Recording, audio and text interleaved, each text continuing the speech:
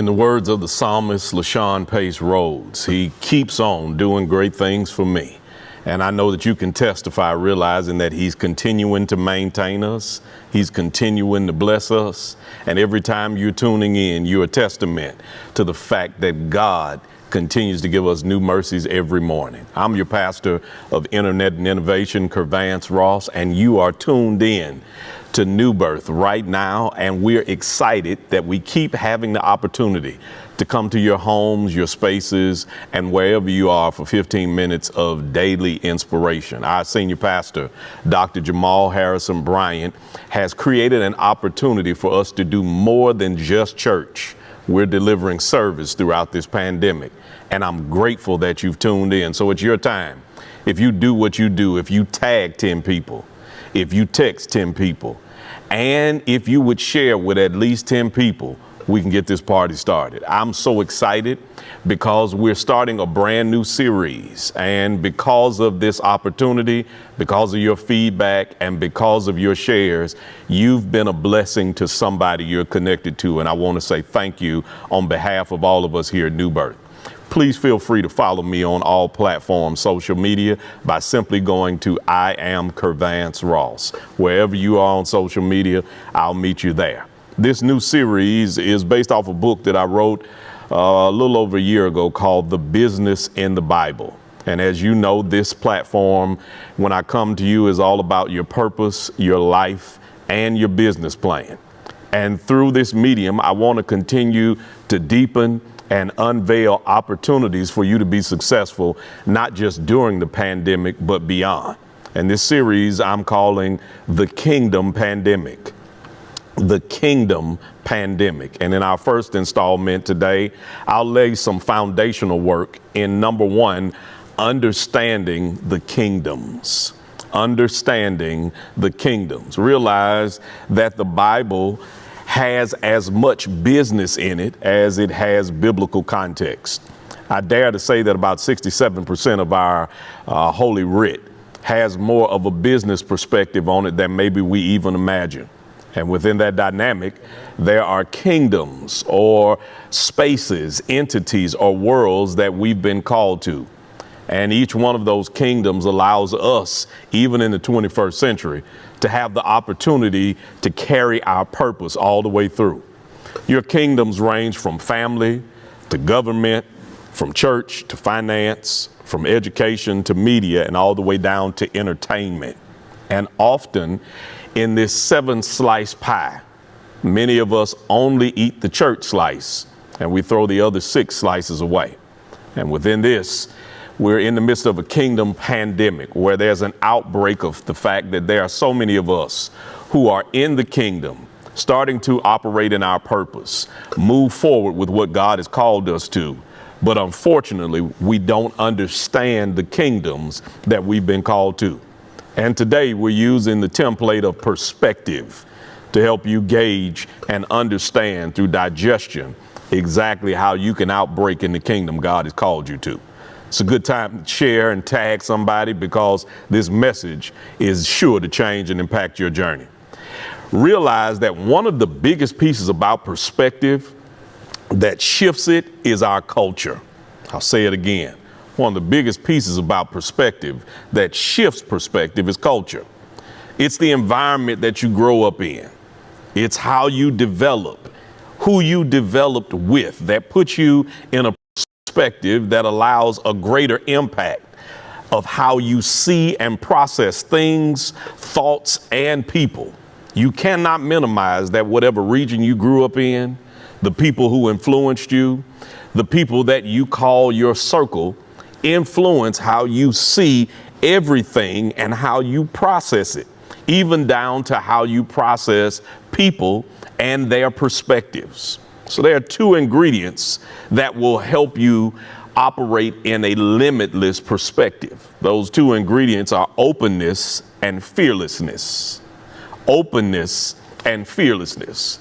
You must be equipped with these 2 ingredients because eliminating these 2 helps you in developing a perspective that will often leave you jaded for the long term and biased so that you have never been able to adopt a new norm. And this is what many of us are falling into. We were so comfortable going to the office. We were so comfortable going to the sanctuary. We were so comfortable going to our places of retreat that in this pandemic, we have not been able to adjust to the new norm. The best way I can help you understand this is trying to draw a 6 in the sand. If I walked up on a sandy beach, I know it's a refreshing mindset. It's a refreshing thought. We will get there sooner or later. But if we walked on a beach and I drew a 6 in the sand, my goal was to have it be a 6. But if Pastor Kylese walked up from the other direction and looked at that same number that had my initial goal of being a 6, truth be told, he'd see a 9. I wouldn't discredit the fact that he saw a 9 because from his perspective, it was a 9. It doesn't matter that my initial goal was to make it a 6. The worst thing that I can do in understanding his perspective, his point of view, and his vantage point would be to stand where I am and never shift to the other side to understand what he is seeing. And many of us have put ourselves in the position that we have discredited other perspectives in the kingdom. It's the whole context of Amos 3:3. It says, how can two walk together unless they agree? We overanalyze this point of view. It is not deep. It is really surface level. If we're going to walk from New Birth to Walmart, we don't know what we're going to purchase when we get there. We don't know the route that we're going to take. We don't know how we plan to get back. But as long as we've agreed to go to the same destination, it has changed because I understand that perspective can be developed. And now that we are now laying this foundational work in this kingdom pandemic moment, I need you to understand that God has called each of you to a particular kingdom, and some of us to multiple kingdoms. And if you stay in your perspective that has been jaded, that has made you feel as though this is the only way it can be seen, it has put you in a position where if somebody brings a different perspective to you, you focus on the fact that you drew it this way, but you've never focused on the fact that they saw it a drastically different way. And our cultural biases contaminate our context, minimize our connections, and minimize the ability for us to form communication that goes beyond our comfort zone. Did you hear me? It puts you in a position where your connections, your context, and your communication is minimized. Realize that every time Jesus speaks to the context of the individual that he was focused on and targeted towards. When he was talking to an accountant, he spoke in accounting terms. When he was talking to a lawyer, he spoke in legal terms. When he was talking to the poor, he spoke in forms and terms that gave an optimistic and a feed mandatory component first before he went any further.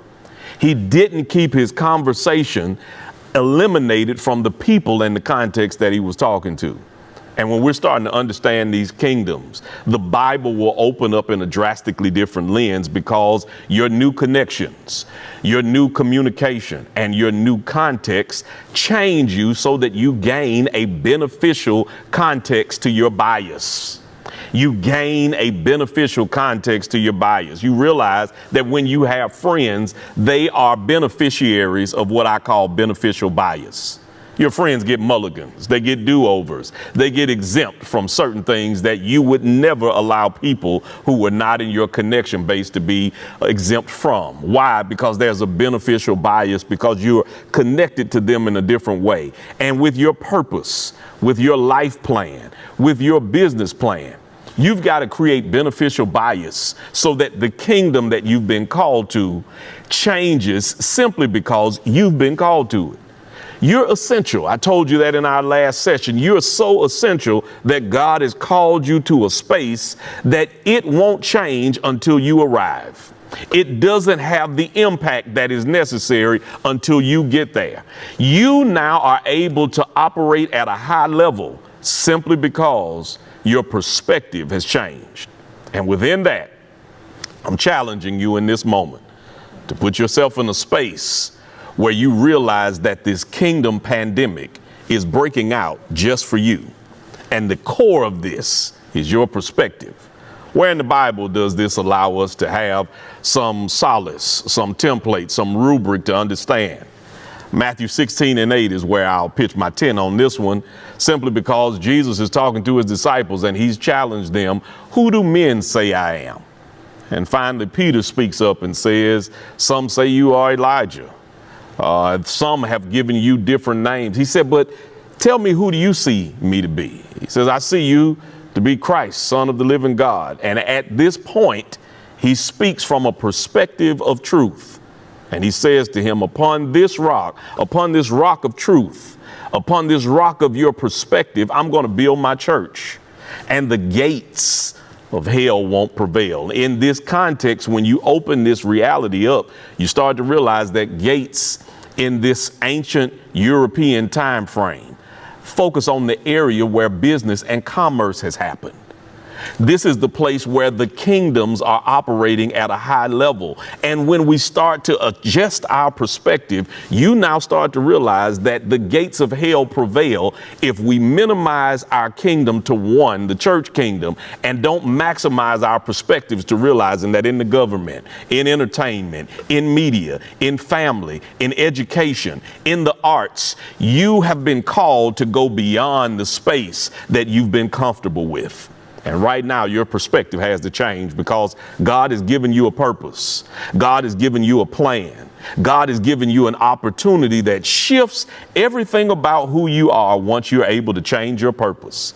And as long as you can shift your purpose, you can shift the culture. As long as you can shift your purpose, you can change the dynamic of your financial circumstance. If you can shift the culture, if you can shift your perspective, you can watch everything that you've been connected to give God the glory. And in this moment, I'm challenging each of us to get a different perspective. It will look drastically different. It will look a little uncomfortable for you. It will push you in places that you've never been before. You are having a Star Trek moment. You're going to a space that others have never gone before, simply because this pandemic is an outbreak that was designed just for you and your kingdom. Some of you will be able to operate in multiple kingdoms. And as we keep with this series, I'll continue to unpack the fact that your plan is not just for you. Some of us will impact the church kingdom. Some of us will impact the kingdom of government. Some of us will impact the kingdom of finance. But it is key that if we don't shift our perspective, we minimize our impact.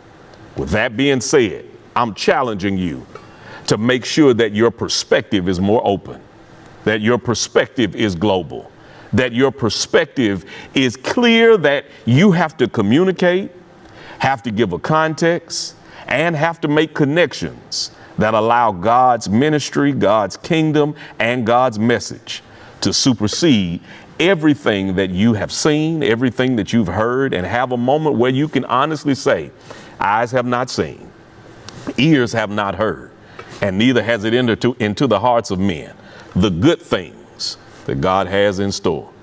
He's shifting our perspective. He's allowing your plan to match up with his plan. And ultimately, he'll get the glory. I hope this message has impacted you. I hope it has inspired you. And I know that it has made you a little uncomfortable to realize that your perspective has to shift for your plan to be maximized. And you can't do it without the right connection. And we here at New Birth never want you to just be friends. We're always focused on you being family. And if you would take a minute to go to joinnewbirth.org right now, go through the quick process of being connected to a church that is all about a perspective that shifts every plan that you had and putting you on the plan that God has. On top of that, in this kingdom mindset, it's about investing in spaces and places that take God global. And we realize that our God is great, but we can't continue to minister on the level God has called us to without your partnership. And if you would take a moment and text NBGIVE to the number 77977 and sow a seed, realizing that this is amazing ground. We've done what we've said we're doing, and we're going to continue doing what God has called us to do in the kingdoms of this world. We need you. If you would give right now and help us continue to expand our message. We're so grateful that you continue to tune in. I'm grateful to be your pastor of internet and innovation, and we're excited to be your church. Keep sharing, keep tagging, keep texting. I love you. There's absolutely nothing you can do about it, and I'll see you when I see you. Peace.